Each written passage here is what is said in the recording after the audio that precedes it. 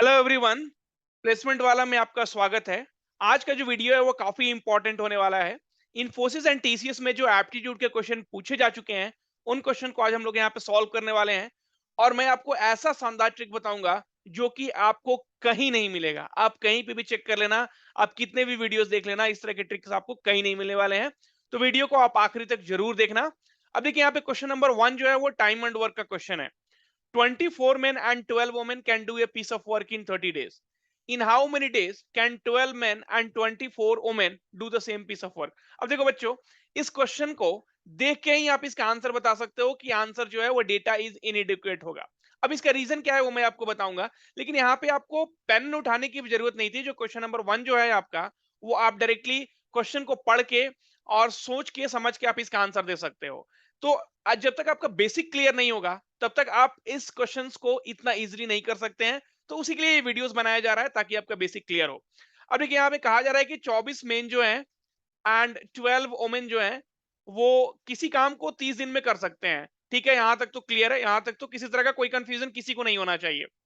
In how many days can 12 men and 24 women can do the same piece of work? ठीक है, so 12 men and 24 women जो है वो इस काम को कितने दिन में कर पाएंगे। अब देखिए, यहाँ पे बहुत ही क्लियर होनी चाहिए आपको कि टाइम एंड वर्क जो है, उस वो टाइम एंड वर्क के क्वेश्चन को हम लोग इफिशियंसी के बल पे ही सॉल्व कर सकते हैं। मतलब आपको इफिशियंसी पता होनी चाहिए। तो यहाँ पे मेन एंड ओमेन दी गई है, तो मेन की भी इफिशियंसी आपको नहीं पता है, ओमेन की भी इफिशियंसी आपको नहीं पता है। तो इसका मतलब क्या है कि आपके पास दो अननोन है एंड आपके पास इक्वेशन कितनी दी गई है, बस एक ही इक्वेशन दी गई है कि 24 मेन एंड 12 वोमेन 30 दिन में कर सकते हैं, लेकिन दो अननोन है। अब देखिए भैया, आपके पास ठहरा एक इक्वेशन एंड अननोन कितना है, दो। तो आप याद रखिएगा कि कभी भी एक इक्वेशन से आपको दो अननोन नहीं मिल सकता है। ये पूरे मैथमेटिक्स में आपको फॉलो करेगा। आप कहीं भी एक इक्वेशन से आप दो अननोन नहीं निकाल सकते। अगर आप निकाल दे रहे हो, इसका मतलब कोई निकाल देता है, इसका मतलब है कि वो मैथमेटिक्स वहां पे गलत हो जाएगा। ये कभी नहीं हो सकता है। एक इक्वेशन से बस आपको एक वैल्यू मिलती है, दो इक्वेशन से आपको दो वैल्यू मिलती है। तो यहाँ पे बस एक ही इक्वेशन है और हमें चाहिए दो वैल्यू, तो हमारा आंसर इसलिए हो जाता है data is inadequate to draw any conclusion. किसी भी तरह का कोई कंफ्यूजन इस क्वेश्चन में नहीं होना चाहिए। अगर है, डाउट है, कंफ्यूजन है, कमेंट बॉक्स है, आप उसमें कमेंट बॉक्स में कमेंट करो, मैं वहां पे आपको आंसर दूंगा। लेकिन एक बहुत ही इजी क्वेश्चन था जो कि आपके एग्जाम्स में पूछा जा चुका है, और यहाँ पे आप इसको इजी तरीके से, मतलब 30 सेकंड भी इसके लिए बहुत ज्यादा था। अब देखिए क्वेश्चन नंबर 2 में आपसे कहा जा रहा है कि 15 गुना 14 गुना 13 गुना, फिर इसके बाद 12 होगा, फिर इसके बाद 11 होगा, फिर इसके बाद 10 होगा, 9 होगा, इस तरह से चलता रहेगा। Is equals to 3 to the power m into n, where m and n are positive integers, then what is the maximum value of m। अब देखिए, अगर मुझे ये क्वेश्चन सॉल्व करना होगा, तो यहाँ पे ये तीन एक यहाँ पे आएगा, उसके बाद तीन एक यहाँ पे आएगा, फिर दो तीन यहाँ पे आएंगे, फिर छह होगा तो छह में एक तीन यहाँ पे आएगा और तीन। सो टोटल हो गया एक दो तीन चार पांच छह, तो टोटल 3 टू द पावर 6 हो जाएगा, और यहाँ से 3 टू द पावर m, तो m का वैल्यू यहाँ से हो जाएगा 6। तो अगर मुझे ये क्वेश्चन सॉल्व करना रहेगा तो मैं 30 सेकंड में इसको कर दूंगा, क्योंकि मेरा बेसिक क्लियर है और आपको भी अपना बेसिक क्लियर करना है। अगर आप बेसिक क्लियर कर लोगे तो यहाँ पे किसी भी तरह की आपको प्रॉब्लम नहीं आने वाली है। आप पूरे मैथमेटिक्स, चाहे वो टीसीएस का हो, इन्फोसिस का हो, डेलोइट का हो, किसी भी तरह का है, चाहे आप बैंक का एग्जाम लिख रहे हो, एसएससी का, यूपीएससी का, आप सारे एग्जाम का क्वेश्चन सॉल्व कर पाओगे। आप बस आपका बेसिक क्लियर होना चाहिए और आपको शॉर्ट ट्रिक्स पता होना चाहिए। ठीक है, अब देखिए इस क्वेश्चन को कैसे सॉल्व करते हैं। लेकिन उसके पहले मैं आपको एक बात बताना चाहूंगा। यहाँ पे अगर आप इस चैनल को सब्सक्राइब नहीं किए हो, तो यहाँ पे लाल रंग का बटन दिया हुआ है सब्सक्राइब का, आप उसको दबा दो। उसके बगल में एक घंटी भी दिया हुआ है, उसको भी दबा दो। इससे क्या होगा कि जो भी वीडियोस मैं करूंगा, वो आपको आराम से नोटिफिकेशन आता रहेगा, आपको कुछ करने की जरूरत नहीं है, मिलती रहेगी। अब देखो बच्चों, यहाँ पे अब यहाँ पे हम लोग क्या कर सकते हैं कि पहले तो इरेज कर देते हैं जो मैंने लिखा है। अब देखिए, यहाँ पे ये बोल रहे हैं कि क्वेश्चन में कि 15 है, 14 है भैया, 13 है, फिर 12 है। आपको पूरे लिखने की जरूरत नहीं है, मैं आपको थोड़ा सा मतलब क्लियर कर दे रहा हूँ यहाँ पे, ताकि आपको समझ में आए, आपको किसी तरह का डाउट ना हो। नहीं तो फिर आप बोलोगे कि सर यहाँ पे कैसे आप डायरेक्टली 6 5 4 लिख दे रहे हो। तो इसलिए मैं यहाँ पे थोड़ा सा लिख देता हूँ, ताकि आपको क्लैरिटी बनी रहे। ठीक है, और यहाँ पे क्या है कि 3 to the power m into n है। अब देखो बच्चों, अगर आपको 3 टू द पावर m दिया हुआ है, तो आप इस क्वेश्चन को तभी सॉल्व कर सकते हो जब आपको यहाँ पे 3 टू द पावर समथिंग हो, तभी आप m का वैल्यू निकाल सकते हो। नहीं तो फिर लॉग का लफड़ा लग जाएगा, और लॉग टेबल्स अब एग्जाम्स में दिए नहीं जाते हैं। तो ये तो बहुत ही ज्यादा क्लियर है कि भैया अगर आपको m निकालना है, तो 3 टू द पावर m है, तो आप इधर भी 3 टू द पावर समथिंग लाओ। जब बेस बराबर हो जाएगा तो आप कह दोगे कि sir m is two x। Okay, आपको यहाँ से क्लैरिटी मिल गई होगी। तो क्वेश्चन पहले सॉल्व करने का आपको तरीका यहाँ पे क्या है, ये बेसिक है। ये जो मैं बता रहा हूँ ये क्या है, हाई फाई नहीं है, ये बस बेसिक है कि अगर आपको 3 to the power m question में दिया गया है, m निकालना है, तो सामने भी आपको 3 टू दी पावर समथिंग होना चाहिए। m और x बराबर हो जाएगा क्योंकि बेस सेम हो जाएगा, आपका क्वेश्चन सॉल्व हो जाएगा वहां से।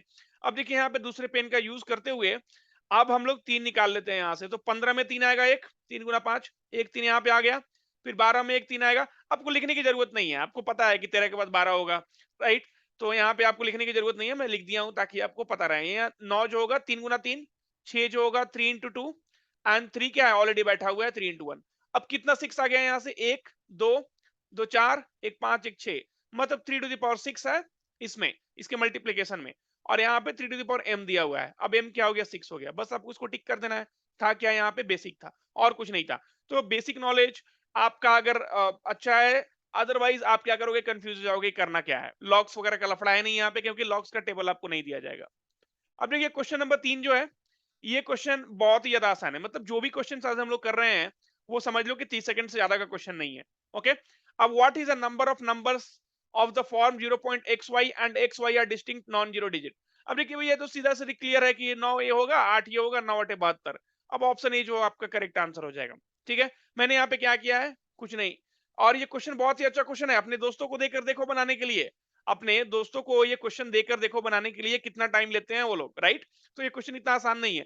हाँ, लेकिन आपने अगर परम्यूटेशन कॉम्बिनेशन पढ़ा है, परम्यूटेशन कॉम्बिनेशन का बेसिक क्लास किया है, तो आपको भी ये इजी लगने लगेगा। ठीक है, इसमें कोई बड़ी चीज नहीं है यहाँ पे। अब देखते हैं यहाँ पे ये मतलब ये आपको नंबर सीरीज भी बोल सकते हैं, परम्यूटेशन कॉम्बिनेशन का भी आप बोल सकते हैं कि सर परम्यूटेशन कॉम्बिनेशन का क्वेश्चन है। ठीक है, कोई बात नहीं है। सिंपल क्वेश्चन है, परम्यूटेशन कॉम्बिनेशन का है लेकिन ये सिंपल क्वेश्चन है। तो क्वेश्चन है क्या भैया, अब क्वेश्चन बता दो आप। तो what is the number of numbers of the form 0.xy, 0 point को छोड़ दीजिए, आपको एक्स वाई यहाँ पे हो गया। ठीक है, पी एंड सी का क्वेश्चन है यहाँ पे। तो आपसे बोला जा रहा है कि एक्स एंड वाई क्या है, डिस्टिंक्ट नॉन जीरो डिजिट है। दो चीजें बोला गया है कि एक तो एक्स एंड वाई में से कोई जीरो नहीं हो सकता है, एक्स एंड वाई में से कोई भी जीरो नहीं होगा। ओके, और दूसरा चीज क्या बोला गया कि एक्स एंड वाई अलग अलग होगा। अगर एक 7 है तो वाई 8 होना चाहिए, एक 7 है तो वाई 5 होना चाहिए, लेकिन दोनों का दोनों सेम नहीं होना चाहिए। दो कंडीशन है। अब देखिए आपके पास 1 से 9 का नंबर होता है, 1 2 3 4 5 6 7 8 9, राइट। जीरो हटा दिया है मैंने। कितना डिजिट है आपके पास, टोटल 9 डिजिट है। अब 9 में से आप कोई भी यहाँ पे डाल लीजिए, क्या प्रॉब्लम है। 1 डालिए, 2 डालिए, 3 डालिए, 4 डालिए, जीरो को छोड़ के आप 1 से 9 तक डाल सकते हैं। अब मान लीजिए आपने यहाँ 5 डाल दिया, अब सेम 5 तो आप डालिएगा नहीं, क्योंकि ये लोग बोल रहे हैं कि डिस्टिंक्ट नहीं होना चाहिए। क्वेश्चन बोल रहा है कि भैया डिस्टिंक्ट नहीं होना चाहिए। तो आपके पास एक ऑप्शन कम हो जाएगा। 5 जब आप डाल दिए तो आपके पास बचा कितना, बस 8 ही ऑप्शन बचा हुआ है। आप दूसरे 8 ऑप्शन में से कोई भी डाल दो आप, तो आपके पास 9 इंटू 8 हो जाता है 72। ये परमुटेशन एंड कॉम्बिनेशन का क्वेश्चन है, और ऑप्शन ए क्या है, हमारा करेक्ट आंसर हो जाता है। तो मैंने 30 सेकंड में सॉल्व किया था, क्वेश्चन देखते ही सॉल्व कर दिया था। आपको भी वैसा ही करना है, लेकिन वैसा कब होगा, जब आप क्लासेस अटेंड करोगे। जो मैं यहाँ पे बता रहा हूँ वो आप वो समझोगे, आप उसको इंप्लीमेंट करोगे। जब क्वेश्चन सॉल्व कर रहे हो, देखो इस तरह का क्वेश्चन जो क्या है, काफी रिपीट होते रहता है। ये सारे क्वेश्चंस एग्जाम्स में पूछे जा चुके हैं आपके इन्फोसिस टीसीएस में। तो आपको घबराने की जरूरत नहीं है, बस क्वेश्चन को एक बार देखना है, जो बेसिक कॉन्सेप्ट यहाँ पे सिखाया जा रहा है उसको अप्लाई करना है, अपने आप आपका आंसर आना स्टार्ट हो जाएगा। ठीक है, आपको एक बार मैं फिर बताना चाहूंगा कि अगर आप इस चैनल को सब्सक्राइब नहीं किए हो तो सब्सक्राइब कर दो, दोबारा मत करना। दोबारा करने के बाद अनसब्सक्राइब हो जाता है। एक बार कर दिए हो ठीक है, बेल आइकन दबा दिए हो ठीक है, घंटा, आपको सारे वीडियोस मिलते जाएंगे। काफी सारे वीडियोस हम लोग डाल भी रहे हैं आजकल, आप देख सकते हो। जैसे मैंने इन्फोसिस को लेकर वीडियोस बनाए हैं, कुछ हायरिंग्स को लेकर वीडियोस बनाए हैं, मतलब कुछ ना कुछ बनते रहता है। और ये मैम भी है, ये भी वीडियो बनाती है, अच्छी वीडियो बनाती है, एक बार देख लेना।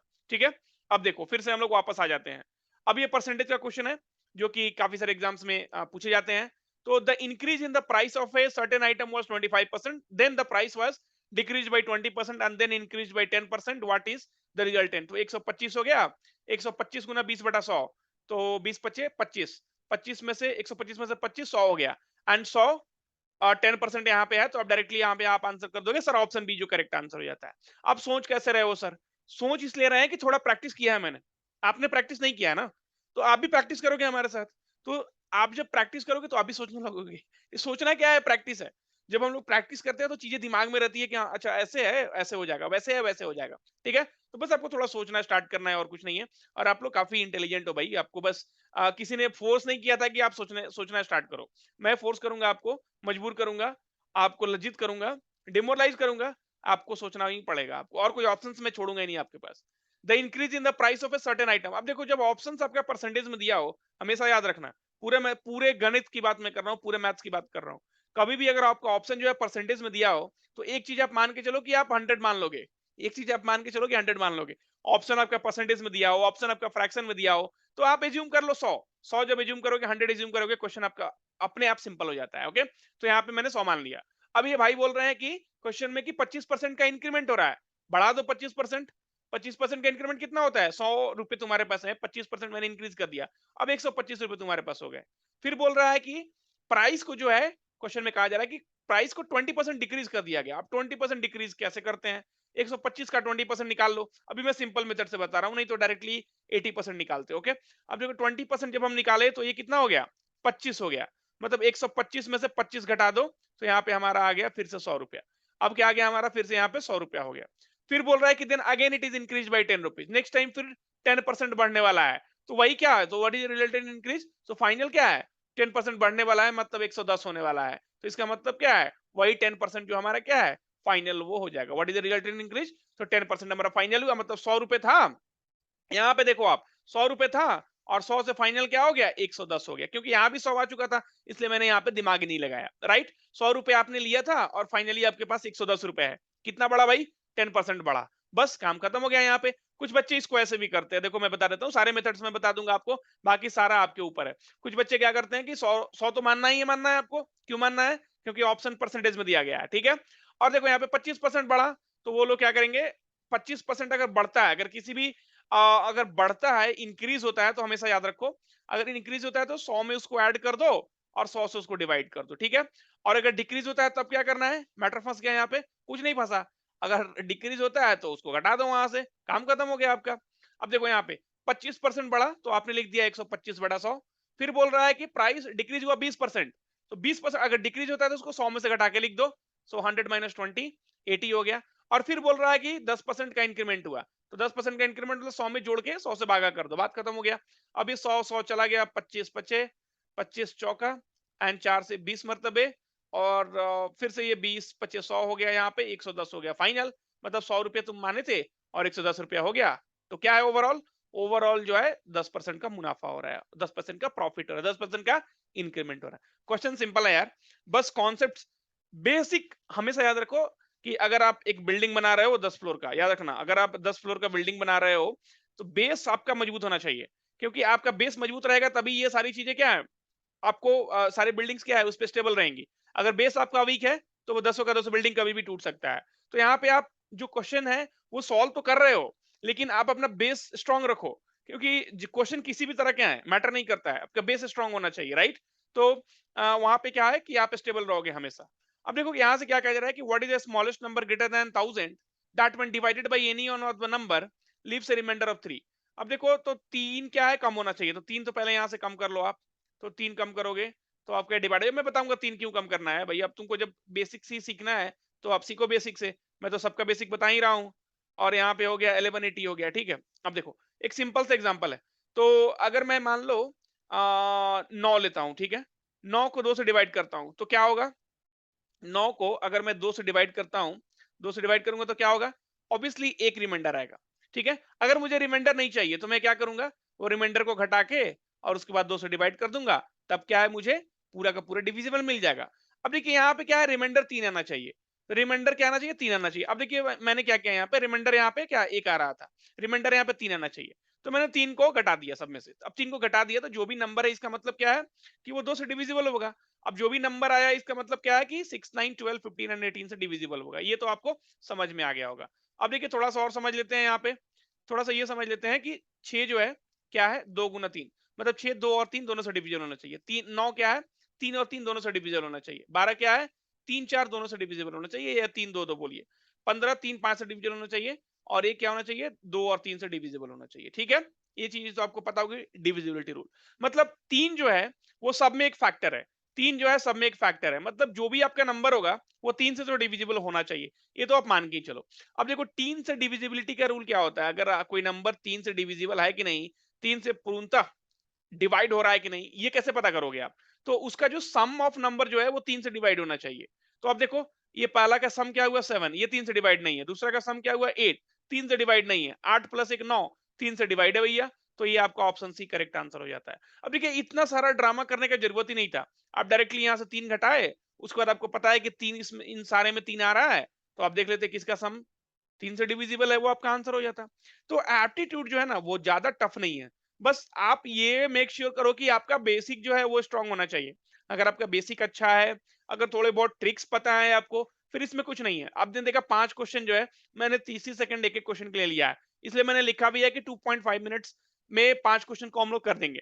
चाहे वो इन्फोसिस का हो, चाहे टीसीएस का हो, चाहे यूपीएससी का हो, चाहे एसएससी का हो, सारे क्वेश्चन का कुछ ना कुछ जुगाड़ है। वो जुगाड़ जो है वो प्रैक्टिस के साथ आएगा आपको, कॉन्सेप्ट्स के साथ आएगा वो। तो मैं आपको सिखाते रहूँगा, वीडियो अच्छा लगे तो आप लाइक करो, कमेंट ज़रूर करना, ताकि मैं दूसरा पार्ट बनाऊँ। आप लोग कमेंट ही नहीं करोगे तो मैं दूसरा पार्ट किसके लिए बनाऊँगा? खुद बनाऊँगा, खुद देखूँगा, राइट? तो ऐसा तो होना नहीं चाहिए। तो आप थोड़ा कमेंट-वमेंट करो यार, और प्लेसमेंट वाला आपका प्लेसमेंट ज़रूर करवाएगा, ज़रूर आपका एग्ज़ाम दिलवाएगा, तो आपका प्लेसमेंट ज़रूर होगा। थैंक यू एंड मिलते हैं फिर पार्ट 2 में।